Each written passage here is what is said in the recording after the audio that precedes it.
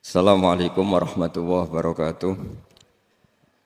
Bismillahirrahmanirrahim. Nahmaduka ya ghafuru ya syakuru. Mashalli wa sallim barik ala sayyidina maulana Muhammadin wa ala alihi wa sahbihi asma'in nama ba'du. Dia akan memaknai kalimat-kalimat yang sering Anda baca ketika sholat.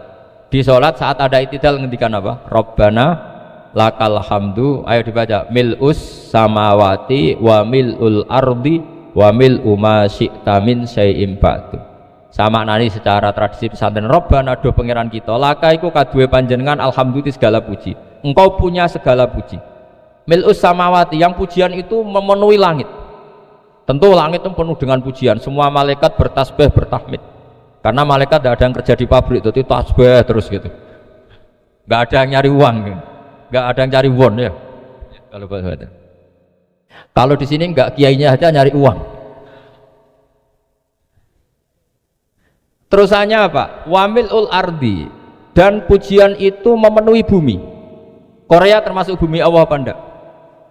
Jadi saya sudah menduga suatu saat Korea itu ya penuh dengan pujian.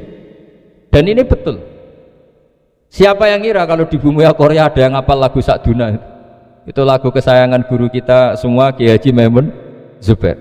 Gak ada yang ngira. Siapa yang ngira kalau di sini ada ngaji seperti ini? Di Rusia juga sama. Uni Soviet itu negara ateis, tapi lama-lama pecah karena glasnost itu dan perestroika itu, kemudian menjadi pecahan-pecahan negara muslim. Ada Uzbekistan, Tajikistan, Ceknya, semuanya menjadi negara apa? Muslim. Karena dari awal lakal hamdu mil'us samawati wa mil'ul ardi, dan pujian itu pasti memenuhi langit juga memenuhi bumi. Kalau Anda baca itu di Indonesia mungkin wajar, di Indonesia banyak acara-acara seperti ini. Tapi kalau di Korea ternyata benar, dan anda ini kalian semua termasuk pembuktian benarnya wamil'ul ardi. Keren kan teman? Oh keren sekali, bukan sekedar keren sekali. Makanya saya jarang diundang pengajian mau, tapi diundang di Korea mau, tapi saya ada niat datang undangan, memang saya ingin datang. Jadi ya karena itu ini bentuk penghormatan saya. Untuk penghormatan saya bahwa pada akhirnya benar-benar lakal hamdu mil'us samawati wa mil'ul ardi. Jadi Anda tidak perlu pesimis, dulu Indonesia juga seperti itu, banyak Buddha, Hindu, macam-macam ateisme, kemudian berkatnya para ulama sekarang jadi negara yang mayoritas muslim. Korea barokahnya orang-orang kedonyan seperti ini banyak Islam itu. Gak apa-apa, karena sebagian agama Islam, sebagian sejarah ditulis di bawah pedagang-pedagang Gujarat. Kira-kira orang Gujarat ke Indonesia dulu yang namanya pedagang cari apa? Uang. Tapi namanya orang Islam, hatinya tetap adanya tauhid, nyari uang ya tetap sambil dakwah. Kalau yang ke Korea langsung kiai mungkin tidak seramai ini Islam, karena kalau kiai datang langsung dicurigai jadi misionaris, jadi ribet malah. Tapi kalau sampean nggak ada yang curiga, namanya pekerja saja nyari uang, dan itu memang fakta. Cuma kadang ya sadar terus ya bagus lah seperti itu. Nggak apa-apa, maksud saya ini saya memberi support, memberi tasjid bahwa Allah itu luar biasa. Jadi kalau ingin menyebarkan agamanya macam-macam. Kadang kiai tidak bisa mengislamkan orang, itu anak-anak mahasiswa pacaran itu banyak yang pacarnya itu masuk Islam. Tapi sampean jangan bilang pacaran halal, ya tidak pernah. Tapi Allah kalau menghendaki memberi hidayah itu jalannya macam-macam. Ada yang lewat kerja. Coba yang bayangkan ada tahlilan di Korea itu semua kiai tidak pernah bayangkan. Tapi setelah banyak pekerja di sini kemudian mereka insaf atau sedang insaf tidak tahu ini. Sampai kapan insafnya juga tidak tahu. Tapi yang jelas ini hebat. Ini apa? Hebat. Tahu-tahu ya seperti ini. Makanya iman saja Rabbana lakal hamdu mil'us samawati wa mil'ul ardi. Masih ditambahi wa mil'u ma syi'ta min syai'im ba'du. Karena Allah itu zat yang tidak terperikan, zat yang tidak terbatasi, maka pujian di langit dan bumi ini masih kurang. Masih ada apa saja yang nanti akan dipenuhi oleh pujian kepada Allah Subhanahu wa ta'ala. Wa mil'u ma syi'ta min syai'im ba'du. Dan pujian kepada engkau ya Allah akan memenuhi semua ruangan yang engkau kehendaki. Mungkin suatu saat negara-negara yang sekarang yang paling minim Islam itu di Amerika Selatan, kayak di Argentina dan sebagainya, nanti suatu saat juga penuh dengan pujian, karena tetap Rabbana lakal hamdu mil'us samawati wa mil'ul ardi wa mil'u ma syi'ta min syai'in ba'd. Saya di Jogja setiap akhir ngaji saya ajarin wiridan. Mungkin wiridan ini tidak asing bagi jenengan karena sering saya baca. Subhanallah wa bihamdihi adada khalqihi wa ridho nafsihi wa zinata arsyihi wa midada kalimah. Bahwa kita memuji Allah itu adada khalqi, sesuai jumlah makhluk Allah. Semua makhluk Allah meskipun kelihatannya mengecewakan, ini semuanya memuji sama Allah Subhanahu wa taala. Meskipun kadang kita kecewa, kadang kita tidak cocok. Coba barokahnya Anda ini agak-agak kecewa gitu dengan Indonesia karena nggak menyediakan lapangan kerja untuk Anda. Tapi ya nggak kecewa-kecewa amat ya, agak-agak saja. Karena Anda tetap semua mencintai Indonesia. Gara-gara agak-agak kecewa cari negara lain. Akhirnya di Korea, ada yang di Jerman, ada di Inggris. Tapi bawaan pernah ngaji di musola, Islam ini ke bawah. Sehingga karena Islam ini ke bawah, tahu-tahu ada komunitas yang memikirkan Islam. Umumnya orang mikir Islam itu ya bikin masjid. Kalau di Korea unik, nyewa apa? Nyewa gedung untuk masjid. Itu kalau diceritakan di Indonesia aneh. Ini masjid sewaan. Masjid. Tapi kalau di sini lazim, karena kalau beli mahal ya cukup sewa. Saya tidak tahu kalau dalam terminologi agama tempat Anda sujud ini nanti jadi saksi di akhirat. Itu yang permanen apa yang sewaan tidak tahu. Jadi nanti bumi ini tanya, ya saya ya Allah pernah dipakai sujud, tapi setelah 1 tahun nggak kuat menambah lagi. Makanya saya dukung tadi yang ada gerakan masjid apa. Sebenarnya permanen nggak permanen itu tetap bagus, ada usah memaksakan. yang jelas saya sudah ikut nyumbang lelang tadi, dan saya berharap uang itu benar-benar untuk masjid. Kalau untuk takmirnya juga gak apa-apa, yang penting untuk menghidupi masjid. Saya juga termasuk kiai yang gak suka kalau hukum itu terlalu fanatik. Misalnya uang ini untuk masjid, kemudian imamnya diterlantarkan karena alasannya ini untuk masjid. Imam kan tidak masjid. Nah ini kalau imamnya gak diservis kemudian mutung terus pulang ke Indonesia, ini jadi masalah. Tapi saya juga gak suka kalau ada negara gitu. Betul-betul saya tidak suka yang imamnya itu terlalu diservis. Ini buruk sekali kan. Pernah ada anekdot, ini anekdot tapi nyata. Ada negara yang sangat sehat, Islamnya sangat sehat. Itu imamnya 1 bulan tuh digaji 70 juta. Kira-kira 70 juta dibagi 1 hari berapa? 5 sholat ya? 5 kali 30 berapa? Kira-kira saja 150. Berarti per sholat dapat berapa ya?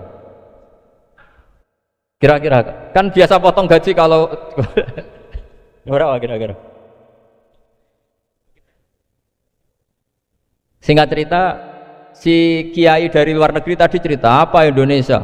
Kiainya miskin-miskin, datang ke masjid kan kadang pakai ontel, adzan sendiri, qomat sendiri, sholat sendiri kadang. Itu nasib orang-orang Sragen dan Salatiga sebagian. Itu yang lapor karena mereka itu. Kalau Rembang insya Allah enggak. Tapi ada semuanya Salatiga, sebagian begitu. Itu yang cerita kiainya, bukan ini bukan hoax, memang kiainya cerita. Nasib kiai di Salatiga Gus katanya. Itu digojlok. Tapi tetap sholat. Sehingga cerita orang tadi cerita, imamnya di sana naiknya Mercy, muadzinnya pakai BMW. Itu tetangga sebelah Indonesia banyak yang fasilitas imam seperti itu. Karena gajinya sampai 70 juta. Setelah dia cerita bangga karena negaranya mengapresiasi imam sholat, sama kiai Indonesia dia omongin gini, makanya kamu sholat terus, takut potong gaji ya gitu. Itu kagetnya bukan main dia. Dikira itu satu sifat kelebihan negaranya, ternyata buruk sekali karena imam sholat karena takut potongan gaji. Akhirnya ke Indonesia bangga, alhamdulillah kita sholat tanpa gaji gitu. Dan tetap sholat. Keren mana yang digaji sama Anda? Ini yang di atas ini banyak calon imam itu. Tidak keren mana imam yang digaji sama Anda? Keren yang enggak. Tapi kalau pertanyaannya dibalik, keren mana jamaah yang peduli imamnya sama yang enggak peduli? Jadi jawabannya harus tetap seperti itu. Imamnya keren yang ikhlas, tapi jamaahnya keren yang peduli imamnya. Jelas ini ya fatwa saya ya. Gimana? Imamnya baik yang ikhlas, tapi jamaahnya baik yang peduli nasib. Nah, tapi sekali imam dari awal gak ikhlas itu harus di PHK. Itu bahaya bagi agama kalau awalnya sudah ada ikhlas. Karena nanti setelah habis subuh terus dihitung Wong setahu saya sholat terus kok kenapa gajinya tinggal segini? Ya, setahu saya sholat terus kok gajinya tinggal segini. Terus nanti takmirnya bilang, kemarin zuhur Pak Yai tidak ngimamin, kemarin asar tidak ngimamin. Terus dihitung, bisa enggak agama akan berjalan seperti itu? Enggak kan? Ya makanya pertanyaannya tadi, suka atau punya imam ikhlas? Suka, tapi imamnya juga suka kalau jamaahnya peduli. Ini penting saya utarakan karena agama itu beda. Agama ini diurus oleh Allah Subhanahu. Jadi kita mengerahkan pemikiran itu bukan karena kita akan menyelamatkan agama ini, tidak. Agama ini diselamatkan oleh Allah Subhanahu wa taala. Coba kayak apa Uni Soviet kuatnya itu. Mengkooptasi supaya orang semuanya ateis, semuanya komunis. Itu 100 tahun Uni Soviet begitu. Tapi orang-orang Uzbek, Ceknya, Tajikistan tetap ngajari anak-anaknya tauhid. Itu ada yang cerita itu sampai mengajarkan tauhid itu di bawah tanah, di basement. Tapi Allah menghendaki Rusia itu, Uni Soviet jatuh. Ketika jatuh, negara-negara ini langsung menjadi negara Islam, yaitu Uzbek, Tajikistan, Ceknya. Mungkin nggak mereka langsung menjadi negara Islam, andai kan saat menjadi Uni Soviet benar-benar menjadi ateis. Nggak mungkin kan? Karena saat dikooptasi Uni Soviet, akidah mereka tetap tauhid, cuma nggak berani muncul. Artinya apa? Uni Soviet nggak bisa menghabisi Islam. Kurang kerennya Uni Soviet zaman itu, bisa nggak menghabisi Islam? Nggak bisa. Donald Trump dulu termasuk Islamfobia, tapi setelah dia anti-Islam malah orang Amerika demo supaya memperhatikan Islam. Nggak bisa. Makanya Korea pun nggak bisa menghabisi Islam. Kalau sampean menghabisi Islam sendiri bisa, karena terus nggak mau sholat, nggak mau zakat itu sampai. Tapi sampean toh yang Islamnya habis, Islam tetap baik-baik saja. Makanya ini penting saya utarakan supaya kamu pede bahwa agama ini pernah dibawa orang yang pedagang. Ya soal ada sebagian pendakwah yang ikhlas ya banyak, tapi sejarah yang gampang kita lihat adalah Islam itu dibawa oleh apa? Pedagang Gujarat, pedagang India. Nggak apa-apa, sejarah itu meskipun sebagian menentang nggak apa-apa, tapi sejarah itu tetap ada, pasti sebagiannya memang seperti itu, dan itu tidak masalah.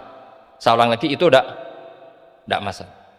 Coba dulu pemain bola kalau di Inggris itu kalau mau sholat susahnya bukan main.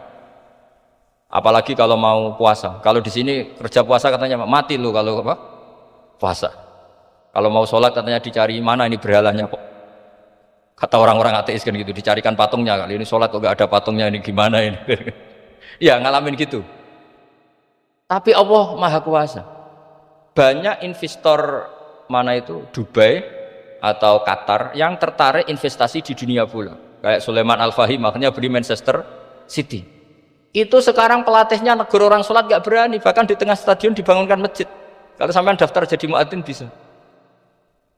Apa nyanyi Sakduna di sana juga bisa.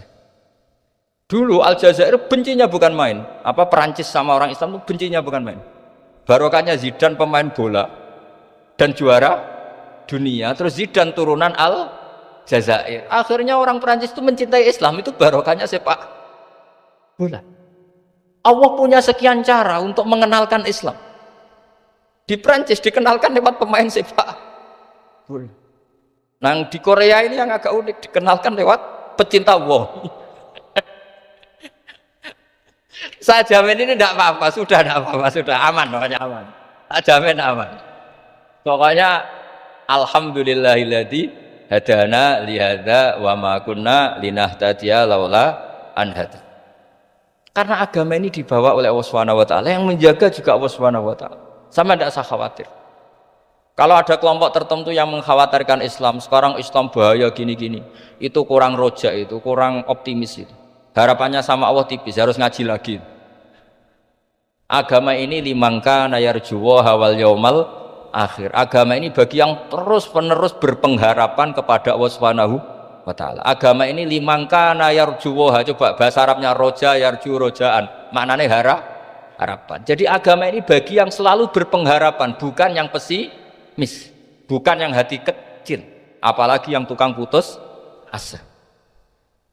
Coba agama ini begitu luar biasa, dibawa orang yang macam-macam. Di Prancis dibawa oleh pemain apa? Bola. Ada masjid di Inggris itu ya dibawa mahasiswa-mahasiswa itu yang dulu sebagian yang nggak pernah ngaji, setelah di Inggris bikin komunitas pengajian. Di Korea dibawa di pecinta apa? Tapi lama-lama cinta Tuhan. Karena ya memang sebenarnya sudah cinta Tuhan. Cuma ya cara cinta ini nunggu punya uang Ya sudah, alhamdulillah seperti ini sudah luar biasa sudah. Insya Allah diterima oleh Allah Subhanahu wa taala. Saya selalu berharap semoga ini tetap satu bukti bahwa Allah itu harus kita sembah di mana-mana. Karena tadi Allah akan selalu Rabbana lakal hamdu mil'us samawati wa mil'ul ardi wa mil'u ma syi'ta min syai'in ba'du. Bahwa pujian kepada Allah akan selalu memenuhi langit dan memenuhi bumi. Bumi Korea termasuk buminya Allah. Makanya pegangan yang saya minta sama pengurus untuk di-share adalah Dawi Rasulullah Shallallahu Alaihi Wasallam. Mungkin nanti panitia harus menge-share itu. Ini Musnad Ahmad, riwayat dari Imam Ahmad. Al-Bilad Biladullah. Sudah punya? Nanti di-share ya yang Al-Biladu Biladullah, bahwa negara hakikatnya adalah negara Allah. Wal ibad ibadullah. Semua hamba hakikatnya adalah hamba. Di hadis itu fahaitsuma asabta khairan fa'akim. Kapan saja kamu menemukan kebaikan di tempat Anda berdomisili, fa'akim, kamu tidak apa-apa di sini. Kamu di sini dapat uang, dapat masjid, dapat sewa masjid. Tidak tahu sewa apa permanen, pokoknya itu bagus gitu. Buminya dirayu. Bumi meskipun ini enggak permanen, tapi tetap jadi saksi loh ya. Harus ada kompromi ini. Karena kalau dengar orang Indonesia jadi aneh, masjid kok nyewoi. Tapi aneh di Indonesia, ada aneh di sini. Sampean tenang saja. Tentu malaikat pencatat di sini juga sudah tahu kalau sebagian masjid itu sewaan. Jadi ya ada eskal-eskal amat lah, sudah. Enggak janggal-janggal amat karena kondisional Jadi saya nanti minta panitia supaya menge-share tadi hadis riwayat Imam Ahmad bin Hambal yang diriwayatkan oleh salah satu minal asyrah al-mubasysyirina bil jannah, yaitu Zubair bin Awam. Nabi ngendikan al-biladu biladullah, negara mana saja adalah negara Allah. Wal ibad ibadullah, semua hamba adalah hambanya Allah. Fahaitsuma asabta khairan, di mana saja kamu mendapatkan kebaikan, fa'akim, kamu tidak apa-apa berdomisili di sini.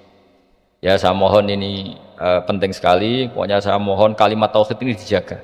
Karena kalimat tauhid ini kata semua ulama kasyajaratin thayyibatin asluha tsabitu wa far'uha fis-sama. Dan kalimat tauhid ini pasti tu'ti ukulaha kullahinin bi'idzni rabbiha. Kalimat tauhid yang dibawa umat Islam seluruh dunia. Meskipun dia orang fasik, orang enggak benar, tetap tu'ti ukulaha kullahinin bi'idzni rabbiha. Kalimat ini akan membawa berkah bagi orang yang dihinggapi atau didomisili umat Islam. Coba sebagian nanti orang Korea menjadi muslim itu karena di sini ada komunitas pekerja muslim, kemudian menyisakan atharul Islam. Jejak-jejak Islam. Enggak apa-apa, pasti kalimat ini tu'ti ukulaha kullahinim bi'izni rabbiha. Jadi kalimat tauhid adalah kalimat yang kata Allah tu'ti ukulaha kullahinim bi'izni rabbiha. Anda tidak usah khawatir bahwa apa yang Anda lakukan akan ditulis oleh Allah Subhanahu wa ta'ala. Kata Allah wa naktubu ma qaddamu wa atharahum. Gimana di surat Yasin itu? Inna nahnu nuhyil mauta wa naktubu ma qaddamu wa atharahum. Saya bisa menghidupkan orang mati dan semua amal kalian saya tulis, kata Allah. Wa atharahum, dan jejak-jejak yang pernah kalian lakukan juga ditulis. Misalnya Anda sudah pulang di Indonesia, ada orang sholat di masjid ini, oh ini era Kang ini, era Mas ini. Nanti setelah itu ya ini era Mas ini, Mas ini. Menjadi familiar Islam juga barokahnya muassis-muassis ini, pendiri-pendiri ini. Semoga kalian semua barokah dan fid dunya wal ini ya. Perasaan saya juga seluruh ulama di dunia, saya ulang lagi, perasaan saya juga seluruh ulama di dunia, bahwa Islam masuk itu macam-macam sebabnya. Dulu kita tahu, kita sebagai warga Indonesia, Islam masuk itu ya dibawa orang yang agak kedonyan, ya kayak jenengan lah kira-kira gitu. Ya kayak mbak-mbak ini, ya agak-agak mata duitan itu. Karena kita tahu rata-rata ahli sejarah mengatakan Islam di Indonesia dibawa kiai apa pedagang. Pedagang itu nyari uang apa nyari dakwah kira. Ya semoga Anda mirip-mirip seperti itu. Ya jadi nyari uang karena ada nurani Islam sehingga tetap saja membawa Islam. Saya tidak tahu Islam Anda ala apa, tidak tahu, pokoknya mau ngaji ya berarti Islam ala ahli sunnah wal jamaah. Jadi ini penting saya utarakan bahwa Islam itu agama yang mudah difahami, sehingga dibawa pedagang saja ya kasil gitu. Dibawa orang yang kedonyan gak jenengan juga kasil gitu. Dibawa orang baik ya kasil, dibawa orang broken juga kaset. Ini penting saya utarakan karena saya ngaji di mana-mana bilang ciri utama kebenaran absolut adalah kebenaran yang bahkan orang nggak benar saja bisa bawa. Tapi bukan berarti saya dukung Anda tidak benar, kan sudah tidak benar dulu sebelum kenal saya. Tapi nggak apa-apa, nggak benernya umat Islam insya Allah dimaafkan sama Allah Subhanahu. Ya asal tobat maksudnya. Nggak, ini saya beri satu konstruksi pikiran yang saya sering utarakan di ngaji saya. Sampai sekarang saya coba saya tes, ini kan di kampus ya, di apa bacanya ini Kim University yang global leader apa in the world itu. Ini keren lah, jadi acara ilmiah kita ditakdir di gedung apa? Kampus, gedung universitas di begini. Kalau 1 ditambah 1 2 itu namanya hakikat. Ciri utama hakikat adalah siapapun akan menerima. Saya sekarang tanya sama Anda, kira-kira 1 tambah 1 2 itu musuh Anda pun mengatakan 2 apa tidak? Ya.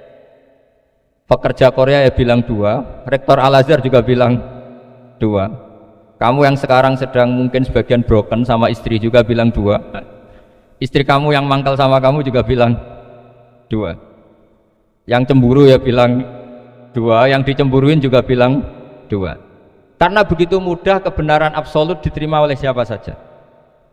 Begitu juga eksistensi Allah sebagai Tuhan. Itu mudah diterima oleh siapa saja, sehingga pembawanya tidak perlu seorang kiai atau gus atau mubalek atau ketua muin, cukup karyawan pekerja Korea. Karena kebenaran absolut itu kebenaran yang mutlak, siapa saja yang waras pasti ngakui. Kira-kira orang yang berpikir sehat pasti berpikir begini, ini yang diajarkan Quran. Bumi ini kadung wujud, sudah wujud kadung wujud, punya eksistensi. Mungkin nggak sesuatu yang wujud kemudian disebabkan oleh sesuatu yang nihilisme, yang tidak ada, mungkin enggak? Tidak mungkin. Yang namanya penyebab itu harus sesuatu yang wujud. Di mana-mana penyebab itu harus punya eksistensi. Karena langit dan bumi ini kadung wujud, pasti penyebabnya adalah wujud. Karena wujud penyebab harus bersifat super. Lah bersifat super ini oleh ulama dikatakan wajibil wujud. Itu akal siapa saja akan terima. Cuma kemudian setelah nerima itu orang macam-macam cara berpikir. Mungkin orang Jawa dulu bilang itu Sahyang Widi. Kalau orang sini mungkin bilang apa itu? Dewa atau apa ya? Enggak tahu saya. Karena itu yang teman sampean, enggak teman saya itu. Tapi yang jelas begini, ini konstruksi ini harus kita jaga. Nanti saya bacakan teks hadisnya. Kebenaran sejati ciri utamanya adalah ada absolutisme, ada kebenaran mutlak. Ciri utama kebenaran mutlak adalah diakui bahkan oleh siapa saja, termasuk oleh orang fasik. Orang fasik itu orang nggak benar. Misalnya ada imam masjid besar Istiqlal, ditanya 1 tambah 1 bilang apa? 2. Nanti kira-kira yang lonte juga bilang apa? 2. KPK juga bilang koruptornya yang ditangkap 2. Nah, eksistensi Allah sebagai Tuhan ini kebenaran yang absolut. Maka agama ini juga boleh diterima oleh siapa saja, termasuk oleh orang fasik, orang nggak jelas. Ini penting saya utarakan karena sekarang marak kelompok yang mengatakan orang Islam kalau zina menjadi tidak muslim, orang Islam kalau korupsi menjadi tidak muslim, salah sedikit tahlilan jadi kafir, percaya wasilah jadi itu tidak benar. Karena kebenaran eksistensi itu kebenaran yang nggak bisa diganggu gugat. Seperti Anda ini kan warga Indonesia, KPK ya warga Indonesia, koruptornya juga warga. Apa setelah dia korupsi lalu tidak warga Indonesia? Tetap warga.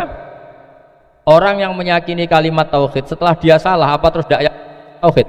Kan tetap ya. Maka dia tetap Ini penting saya utarakan. Kalau seorang warga Indonesia yang koruptor, yang macam-macam saja tetap warga Indonesia, padahal banyak kesalahan. Karena status warga Indonesia adalah status yang permanen. Begitu juga status muslim adalah permanen bagi siapa saja yang melafadzkan la ilaha illallah Muhammadur Rasulullah. Kita tidak bisa mengkafir-kafir mereka. Itu juga yang sering dipesankan dan jadi ciri khas ulama ahli sunnah wal jamaah, tidak mengkafirkan orang Islam meskipun melakukan dosa besar. Soal dia salah nanti masuk neraka ya silakan saja, saya tidak ikut, paham ya, sampai bisa mencoba. tapi tetap saja dia muslim. Analoginya tadi, analoginya gampang sekali tadi. Orang Indonesia yang salah itu tidak akan merubah statusnya sebagai warga Indonesia, karena ya memang dia berstatus warga Indonesia. Orang Islam yang sudah melafadzkan syahadat maka menjadi muslim. Saya di mana-mana berkampanye, berfatwa, orang kafir yang 70 tahun kafir sekali melafadzkan kalimat tauhid itu menjadi muslim apa tetap kafir? Muslim. Masa kita yang Islam terus, yang kalimat tahlil la ilaha illallah kemudian menjadi kafir karena kalimat itu? Itu faham aneh apa aneh? Wong yang kafir saja menjadi muslim karena kalimat tauhid, yang Islam menjadi kafir juga karena kalimat. Ini ngajak apa-apaan? Ya ngajak goblok-goblokan kira-kira kan gitu. Ini penting saya utarakan karena ini penting. Nah, setelah kamu yakin tauhid, ciri utama tauhid itu apa? Menstatuskan sesuatu sebagaimana hakikatnya. Misalnya bumi Korea, ini statusnya tetap buminya Allah. Maka dari awal saya husnudzon sekali sama Allah Subhanahu wa taala bahwa suatu saat di bumi mana saja itu ada tahlil. Enggak ngira kan ada ateis di sini, bumi ateis kemudian ada tahlil, ada sakduna, ada macam-macam. Ini penting, jadi saya mensupport Anda, mensupport kalian semua bahwa agama ini akan diurus oleh Allah Subhanahu wa taala. Makanya Sayyidina Umar radhiyallahu anhu kalau disuruh mikir agama itu enggak mau. Enggak mau betul. Ketika Umar jadi khalifah itu puncak keemasan masa Islam. Semuanya stabil, semuanya hebat. Sampai Irak, Iran zaman itu Persia masih, semuanya Mesir, itu semuanya ikut Islam. Ketika Islam pada puncaknya, yang dikhawatirkan oleh masyarakat adalah begini, lalu setelah Umar itu bagaimana? Islam setelah dipimpin orang yang tangguh, yang kuat, yang waroi, yang zuhud. Lalu setelah Umar itu gimana? Tapi Umar disuruh mikir gak mau. Sampai setiap Abdullah bin Umar jalan-jalan di kampung-kampung itu abahnya dianggap pecundang. Tahu sampean pecundang? Orang yang gak tanggung jawab. Karena orang-orang bilang gini, ya Abdullah bin Umar, bagaimana pendapat Anda kalau ada penggembala kambing di tengah hutan atau di tengah padang rumput, kemudian dia ninggal gelanggang kambingnya, kamu anggap penggembala ini gimana? Oh itu penggembala yang dolim itu. Pasti kalau kambing ditinggal ya kacau. Apalagi ini umatur Rasulullah Shallallahu Alaihi Wasallam. Ini abah kamu tidak pernah wasiat, tidak pernah ngatur suksesi. Lalu Islam setelah dia bagaimana? Suruh dia ngomong penggantinya siapa? Karena beliau sudah sepuh, harus ada suksesi. Akhirnya Abdullah bin Umar lapor ke Umar. Ini gimana abah orang mengkomplain begini. Apa kata Umar? Agama itu beda dengan kambing katanya. Agama itu milik Allah Subhanahu. Mbok saya pikir, tidak saya pikir tetap jalan. Nah ini terbukti. Jangan ulama ya ndak, mufti ya ndak, tapi bisa menjalankan agama. Kalau agama sampean pikir malah rusak. Sudah pokoknya lakukan saja, tidak usah dipikir. Akhirnya betul. Karena agama ini milik Allah. Soal kita serius memikirkannya itu karena khidmah, karena kita ingin berbakti pada agama. Tapi Anda tidak boleh berpikir kalau agama ini butuh pemikiran Anda. Beda loh ya. Kita khidmah agama serius karena kita ingin mengkhidmai agama. Tapi agama ini tidak pernah butuh kita, karena agama ini akan diurus oleh Allah Subhanahu. Coba pas sampean kecil, orang jilbaban di Indonesia itu banyak apa banyak sekarang? Banyak sekarang. Kiainya mutu orang dulu apa mutu orang sekarang? Tapi perkembangan Islam itu ramai sekarang apa ramai dulu? Ramai sekarang. Islam menyebar di seluruh dunia itu zaman Wali Songo, zaman sampean keren mana? Keren sekarang. Kualitas solehnya sampean sama Wali Songo? Wali Songo. Ini betul. Karena agama ini diurus oleh Allah Subhanahu. Sayyidina Umar, agama ini innallaha ta'ala yahfadhu dinah. Innallaha ta'ala la yudhi'u khilafatahu wala dinah. Allah itu tidak akan menyia-nyiakan agamanya. Ini terbukti. Agama ini pernah dipimpin orang terbaik di dunia, yaitu Rasulullah Shallallahu Alaihi Wasallam. Ketika beliau intakola ila rofiqil ala, ketika beliau pindah ke alam sana, diteruskan oleh sahabat yang tentu jauh di bawah Rasulullah. Diteruskan tabiin, diteruskan para wali songo, diteruskan sang sampean yang jauh di bawah wali songo. sejauh-jauhnya. Tapi agama jalan sampai Korea. Agama jalan sampai apa? Dulu Wali Songo itu hanya sampai Mojokerto, sampai Tulungagung. Di bawah sampai Klayaban sampai mana ini? Korea. Coba kalau Allah tidak ngurus, nggak bisa. Yang gerakkan hatinya sampean peduli sama masjid siapa? Allah Subhanahu wa taala. Yang menggerakkan hati sampean peduli sama agama siapa? Tapi yang menggerakkan sampean ke Korea apa? Uang kan?